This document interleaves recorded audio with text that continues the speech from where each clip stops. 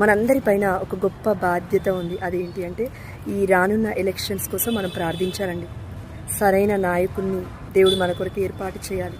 So దానికోసం దేవుడి యొక్క కారుణ్యాన్ని పొందుకోవడం కోసం మనము ప్రార్థించాలి. అదేవిధంగా దేవుడు నాకు ఇచ్చిన రెస్పాన్సిబిలిటీ ఏంటి అంటే మీ అందరి కోసం ప్రార్థించమని చెప్పాడు.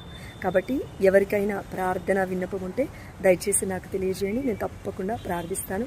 ఎందుకు అంటే ఇద్దరు లేక ముగ్గురు ఏక మనస్కులై ప్రార్థించాలి.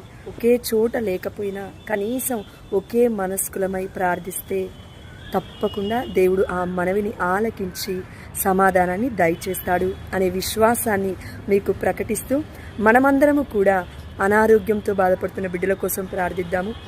ఎంతోమంది క్రైస్తవులు కనబడట్లేదు, కానీ ఎన్నో శోధనలకి, వేదనలకి, హింసలకి గురవుతున్నారు. వారందరి కోసం మనం ప్రార్థించాలి.